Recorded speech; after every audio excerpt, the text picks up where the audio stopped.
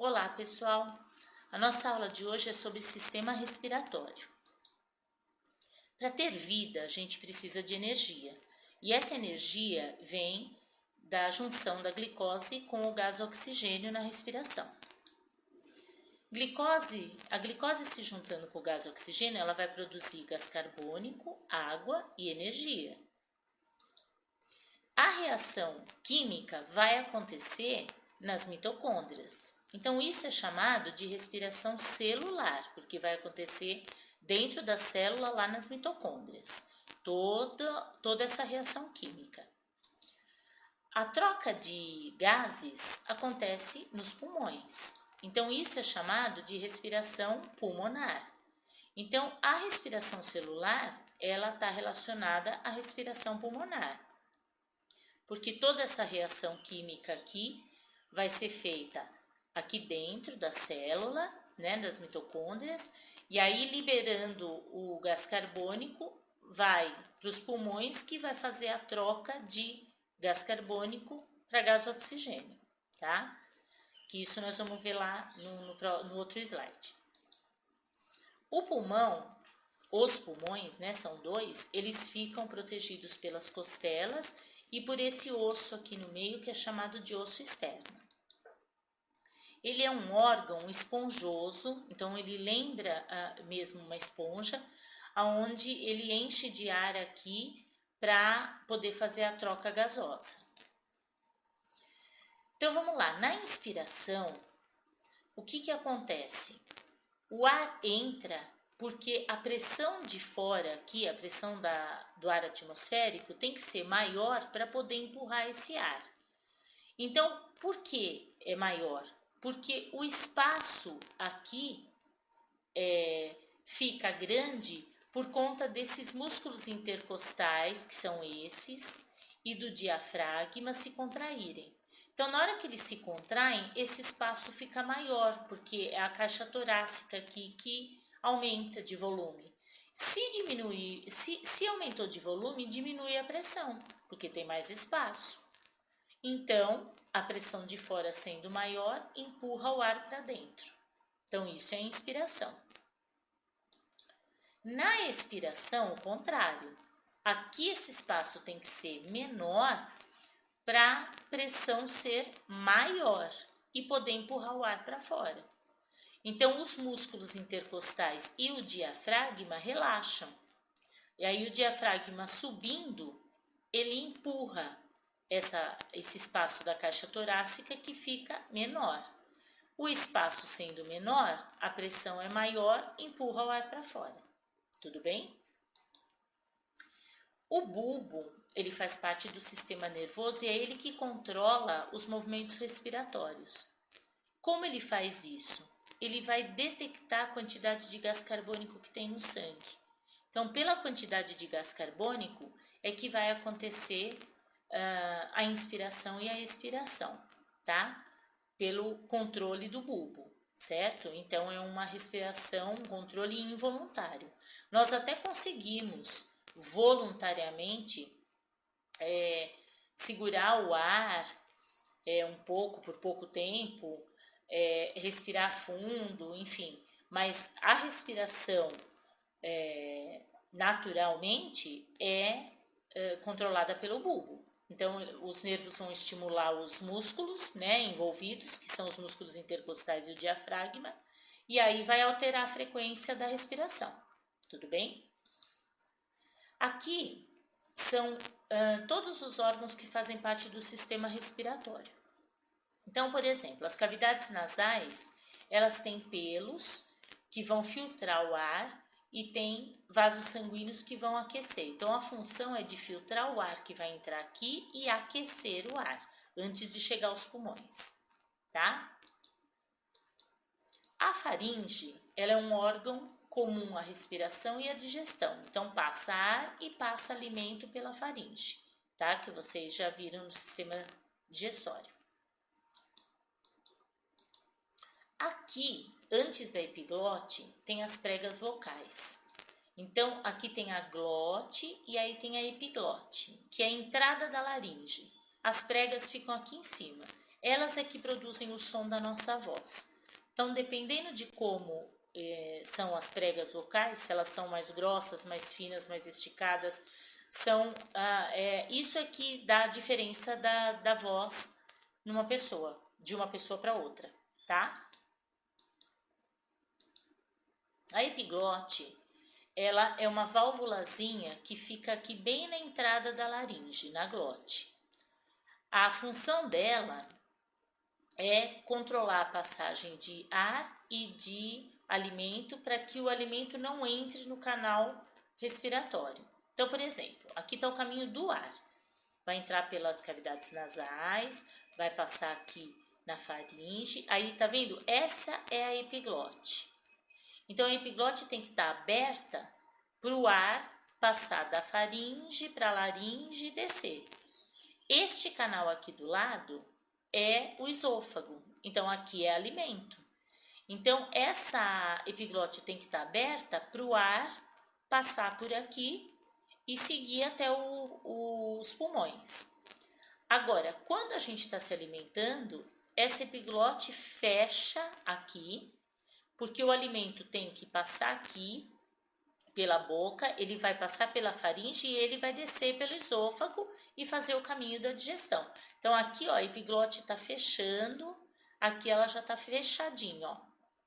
Caso o alimento, a epiglote estivesse aberta e o alimento fosse entrar aqui, na hora que ele bate aqui para entrar, se ela estiver aberta, a pessoa engasga, tá? Por isso que engasga, porque a epiglote estava aberta. Tudo bem? Depois da epiglote vem a laringe. E ela é um tubo que ela começa aqui na glote e ela vai se ligar aqui, vai ficar entre a glote e a traqueia, tá? Então ela é um tubo também, é só para passagem de ar, né? No caso da laringe, é só ar. A faringe é alimento e ar, mas a laringe não, é só ar. Tudo bem? Aí tem a traqueia é esse aqui, esse tubo aqui. Ela vai ligar a laringe aos pulmões, certo? E ela tá cheia de muco quando ela retém as impurezas que não foram retidas nas cavidades nasais. Tudo bem? Tá. Depois da traqueia vem o brônquio. Então, olha o brônquio aqui. Ele é uma ramificação da traqueia. Então, cada pulmão tem um brônquio. Então, na verdade, a traqueia vem, se bifurca e fica um brônquio para cada pulmão, tá? Depois do brônquio vem os bronquíolos. Então, aqui está o brônquio, aqui tem as ramificações. Essas ramificações são os bronquíolos. Tem a parede bem fininha. Por quê? Para facilitar a troca gasosa. Tudo bem? Aí, depois do bronquíolo, vem os alvéolos. Tá vendo que o alvéolo, eles são ramificações cheias de capilares em volta. Capilar são vasos sanguíneos bem fininhos. Esse que está representado em azul passa sangue venoso, gás carbônico. E esse vermelho, sangue arterial, que é gás oxigênio. Então, a troca gasosa é feita aqui, nos capilares dos alvéolos. Cada pulmão tem 700 milhões, tá, de alvéolos. Isso equivale a uma área 7 vezes maior que a extensão de toda a nossa pele, tá? E é aqui que vai acontecer a hematose, que é a troca do sangue venoso em sangue arterial. Então, eu vou explicar aqui melhor a hematose. Esse é o capilar que eu falei para vocês, mostrei lá no outro slide. E esse é um alvéolo, tá? Então, vamos lá, vou começar daqui. O sangue venoso, ele tá vindo da respiração celular, que a gente comentou lá na frente. Então, esse gás carbônico vem e ele entra aqui, ó, que aqui é tudo capilar. Ele veio de lá, de todas as células que produziram o gás carbônico e está sendo carregado pelo sangue. Quando ele chegar aqui nos capilares em volta dos alvéolos, aqui tem hemoglobina, certo? Que a hemoglobina está dentro do glóbulo vermelho. Então, o gás carbônico está aqui, ó. Ele tá aqui porque o sangue está carregando, tá? Da onde ele veio, das células. Aí o que vai acontecer? Como tem uma grande concentração de gás carbônico aqui no capilar, ele vai passar para o alvéolo, ó, a setinha. Então ele estava aqui, ele vai passar para o alvéolo. Então aqui vai ficar cheio de gás carbônico e o que vai acontecer com ele? Ele vai embora. Ele vai para o ar atmosférico. Isso é o que? É a expiração, tá? Tô relacionando com o que eu já expliquei lá na frente. Aí, aqui tem oxigênio no alvéolo. Então, o gás carbônico passou para o alvéolo mandou para fora, para o ar atmosférico. Esse oxigênio veio da inspiração. Então, isso é a expiração e o que chegou é a inspiração, porque a gente inspirou o gás oxigênio. Então, aqui no alvéolo está cheio de gás oxigênio. O que vai acontecer? Ele vai passar para o capilar. Aí ele vai se juntar com a hemoglobina. Lembra que a gente falou que a hemoglobina é como um ônibus que eu comentei? Que ele carrega o oxigênio e depois ele se separa? Então, é isso que está acontecendo. Aí o que vai acontecer? Ele vai levar, isso passa a ser um sangue arterial, porque é oxigênio, e ele vai levar para as células. Então, o sangue está levando o gás oxigênio para as células. Quando chegar nas células, o que vai acontecer? A respiração celular.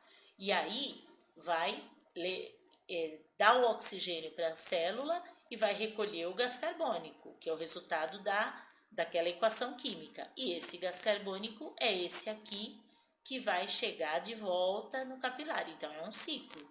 Tudo bem? Então, olha aqui. Falando, complementando aquilo que eu já expliquei. Você tem a respiração celular. Então, aconteceu a respiração aqui nos tecidos, nos órgãos, tal. Produziu gás carbônico. Esse gás carbônico foi para o sangue.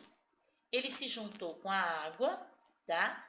E ele foi transportado na forma de ácido carbônico. Então, ele fez todo esse caminho. Quando ele chegar no alvéolo, o gás carbônico se separa da água e vai para o alvéolo. Que aí, o que vai acontecer? Ele vai embora. É aquilo que eu falei no slide anterior. Então, quando ele chegou aqui, ele vai ser eliminado pela expiração. Aí, separou da água, a água vem, vai chegar até os órgãos, tá? E vai recolher o gás carbônico, resultado da respiração celular. Agora, vamos lá. Com o oxigênio é o seguinte...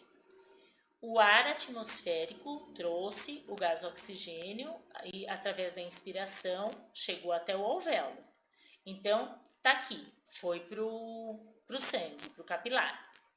Aí, o que aconteceu? Tinha hemoglobina lá. Então, a hemoglobina se juntou com o oxigênio e está carregando esse oxigênio. Quando chegar aqui nos tecidos, vai dar esse oxigênio para os tecidos para acontecer o quê? A respiração celular, certo? Ó, então aqui vai acontecer a respiração. Aí, deixou o oxigênio, tá vindo só a hemoglobina, que vai voltar lá no pulmão e vai pegar o oxigênio e vai transportar de novo. Tudo bem? Quando a hemoglobina se junta com o gás oxigênio, ela é chamada de oxihemoglobina. Essa ligação é instável. O que significa isso?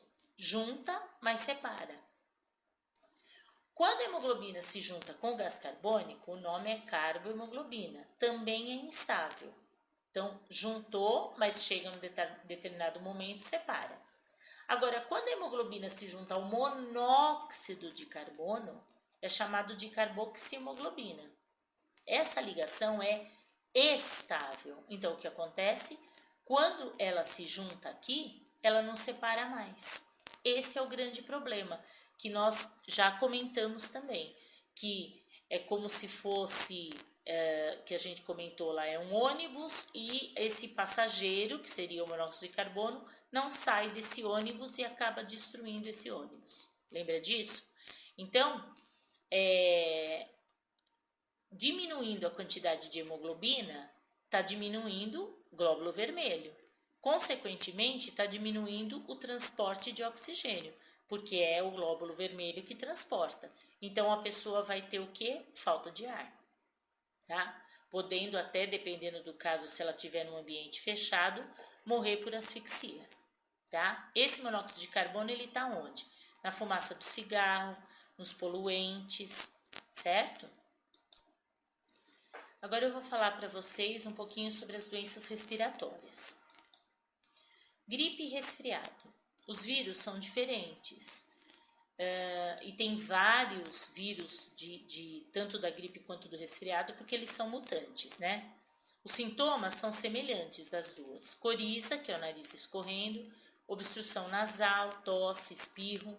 Agora, febre e dores no corpo normalmente acontece na gripe, no resfriado não. A transmissão é por vias respiratórias, então é pelo ar. A bronquite, lembra que it é inflamação. Provoca tosse, grande produção de muco. Se ela for de origem alérgica, ela é chamada de asma. Pode acontecer a instalação de bactérias, né, nos brônquios e provocar uma bronquite infecciosa, tá? Pneumonia pode ser tanto por vírus como por bactéria.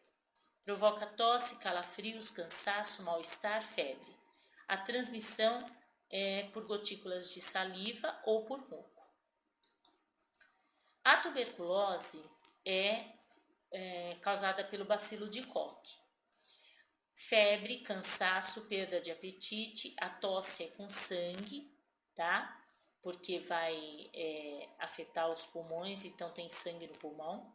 A transmissão é por gotículas respiratórias e também por saliva. Tem a vacina, que é a BCG, e pode se tratar com antibióticos porque é uma bactéria. O enfisema é uma doença conhecida como doença dos fumantes. Ela provoca uma destruição progressiva dos alvéolos, então eles perdem a elasticidade. Eu expliquei para vocês a função do alvéolo na hematose e vocês viram como é importante, porque são os capilares em volta deles que fazem a hematose, que é essa troca de gases. Imagina uma destruição desses alvéolos. Então a falta de ar vai ser intensa, tosse, cansaço, aumento do muco. Essa doença não tem cura, só vai aliviar os sintomas, tá? Aqui tem os alvéolos normais e olha como ficam os alvéolos com enfisema. Tá vendo que forma buracos, certo?